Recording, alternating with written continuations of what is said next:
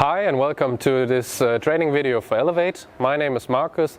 I'm product manager at LINAK TechLine, and today I have some strong technical support with me with Simon as technical sales application engineer. In this video we want to show you a little bit more about our lifting column, about the accessory that comes along with it, and then also talk about the cobot plug-in software that you can use to control easily the lifting column with your cobot. Elevate uses our powerful LC3 IC. Besides the lifting column, you can also order our accessory kits. In the accessory kits you get a top plate that works with OMRON TM cobots and Doosan cobots. There are coming 4 screws along with it, so you can screw the plate into our lifting column. Furthermore, there is a base plate with screws to mount it on the lifting column, so you can easily mount the lifting column onto the ground or into your palletizer. There are coming 2 cables in the kit, the signal cable and the power cable. Both cables are 5 meters long. To make sure that both cables stay always in place, there's also cable relief within the kit. In addition to that, we also have components for TMFlow software, so you can easily control your lifting column with an OMRON cobot. Let us start by connecting the power cable to the lifting column. The connector on the very left side is the power connector, and here we can insert the cable. It's important that the slot of the stick is pointing downwards, because that's the only way how the cable fits in. The connector in the middle is the connector for the signal cable, the 9-pin signal cable, and here the small pin on the connector needs to point to the left side. That's the only way how the cable can be inserted. When both cables are inserted, we can use the cable relief that can be placed on top of the 2 cables and should be screwed in with a Torx screwdriver. If you have ordered an Elevate Modbus, you find a 3rd connector. That's the connector on the very right, which is an RJ45 connector. Here you can simply take your Ethernet cable and insert it. When mounting the top plate onto the lifting column, it's important to turn the top plate the right way, so the countersunk screws fit into the holes. You will find 2 additional holes on the top plate. These need to point towards the cable. You can use those holes to mount a bracket or to mount an energy chain. Make sure that all screws are well tightened. The same goes for the bottom plate. Make sure to select the right screws to tighten the base plate into your application.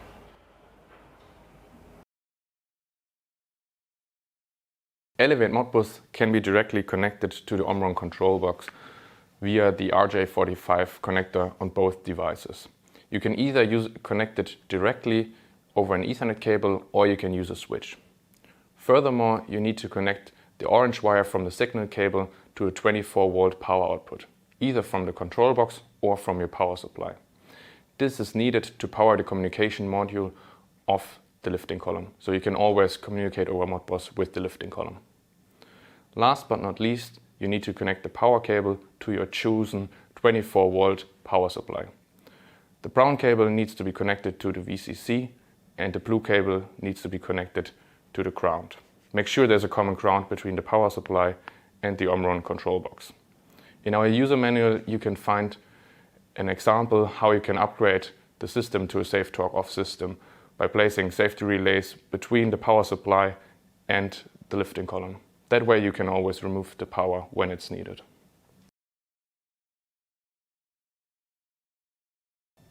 Let's start by connecting to the TM robot and click on Get Control. Go to the menu and open the system page. Click on Import Export. Click on Import in the upper left corner and select your robot on the list. Next, click on Component. Make sure device is set to USB disk named TM Robot. Now select all the components you want to import on the list. When all components are selected, click Import in the lower right corner.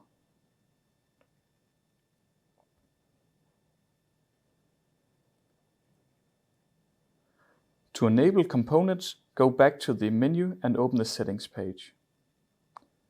Now click on Component and scroll down to the Elevate components.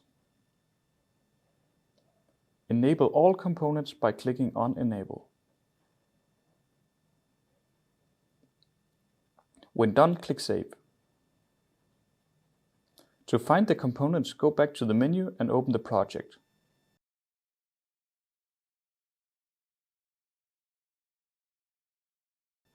Create a new project.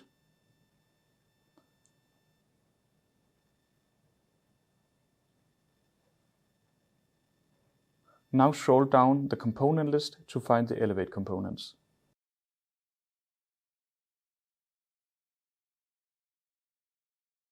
Make sure Start is selected in the flow. Now find the Initialize component in the component list and drag it into the flow. To change the component settings, click on Edit, Settings, and Variables. There are 3 changeable variables. The first one is acceleration. This can be changed from normal to slow or fast. The second one is deceleration. This can also be changed from normal to slow or fast. The third one is speed. This is the speed in percentage. To change the parameter, you must click on Edit and then click on the right field. Now click on the top field and insert 100. This will make the component run with 100% speed. Keep clicking OK to get back to the flow. Now everything is ready to go. Let's try and run the program.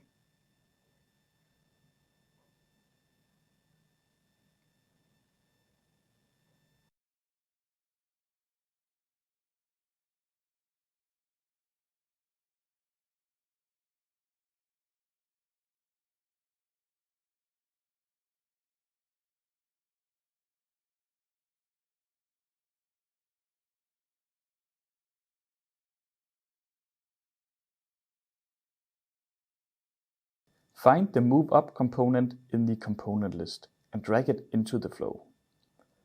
Click on Edit, Settings, Variables to change the settings. Let's change the speed to 100%.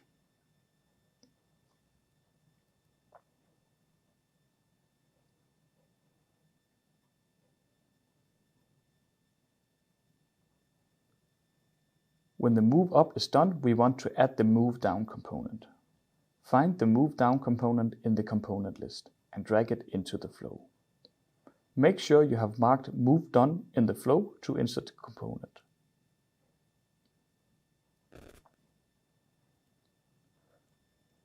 To change the settings on the second component, click on Edit, Settings, and Variables. Let's change the speed to 100%.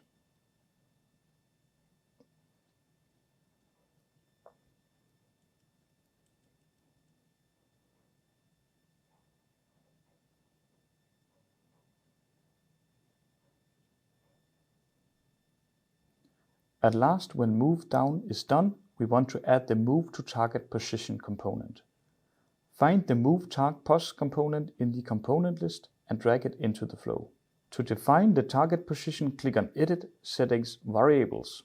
Here you have an extra variable called Position. Change this variable to your desired position. In this example, we will go with 450 mm. Now go back and change the speed to 100%.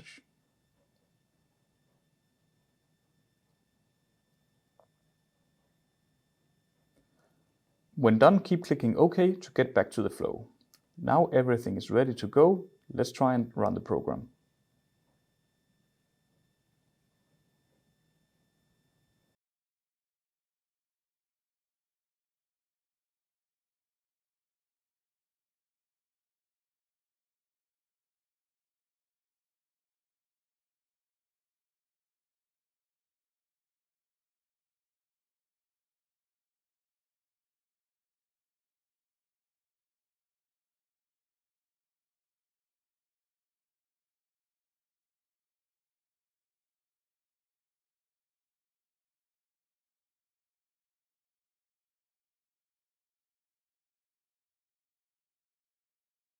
Start by finding the Get Position component in the component list and drag it into the flow. To define where to store the position value, click on Edit, Define Variable, Variables. At default, the component will create its own variable. To change this variable, click on Edit and then on the right text field. Now click on the top text field and delete all. Now you have to choose your own variable from the drop-down list. In this example, we will use the default variable. Go back to the flow view. Now everything is ready to go.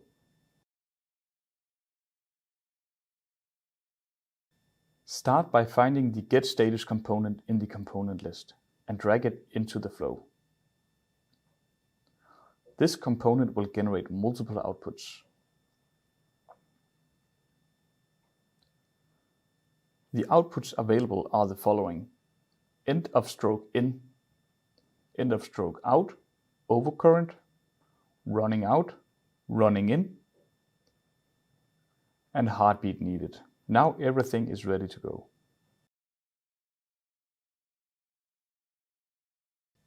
Start by finding the getLastError component in the component list. Drag it into the flow. To define where to store the last error value, click on Edit, Define Variable, Variables. At default, the component will create its own variable. The getLastError will generate a string value. This number corresponds to an error. In the user manual, you can find an overview of all errors. To change this variable, click on Edit and then on the right text field. Click on the top text field and delete all. Now choose your own variable from the drop-down list. In this example, we will use the default variable.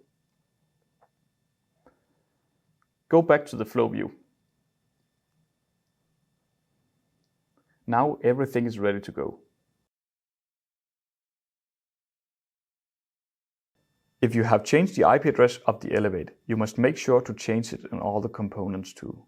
Start by clicking on Display in the upper right corner and then Modbus device. Here is a list of all Modbus devices. Find the Elevate component and click on Edit. Click on Edit again. Here you can change the IP address.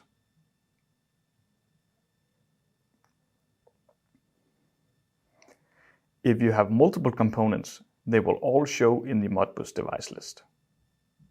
Remember to change the IP address on all components used in the project.